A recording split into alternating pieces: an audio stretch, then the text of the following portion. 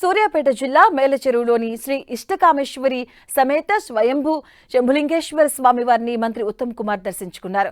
ఇక అంతకుముందు స్వామివారికి పట్టు వస్త్రాలు సమర్పించి ప్రత్యేక పూజా కార్యక్రమాలు నిర్వహించారు. అనంతరం మాట్లాడిన ఆయన రాష్ట్ర దేశ ప్రజలు అందరూ సుఖ సంతోషాలతో ఉండాలని స్వామివారిని కోరుకున్నట్లుగా తెలిపారు.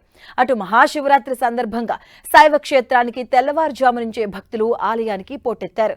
స్వామివారిని దర్శించుకుని ప్రత్యేక పూజలు చేస్తున్నారు. భక్తుల శివనామస్మరణతో ఆలయ ప్రాంగణాలు మారుమ్రోగుతున్నాయి.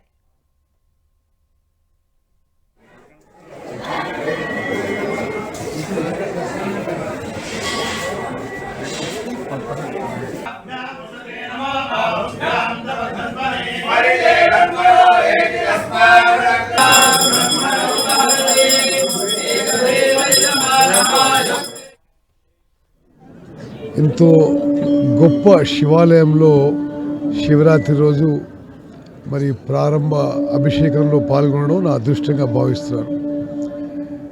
నేను ఇప్పుడు 30 ఏళ్ల పైచిలుకు శివరాత్రి రోజు ఉదయం 4 గంటలకి ఈ పూజ హాజరవుతూ వచ్చాను. మరి ఇంత అవకాశం దొరకడం కూడా నా అదృష్టం భావిస్తున్నాను. నేను ఆ దేవదేవుని ప్రార్థిస్తున్నాను.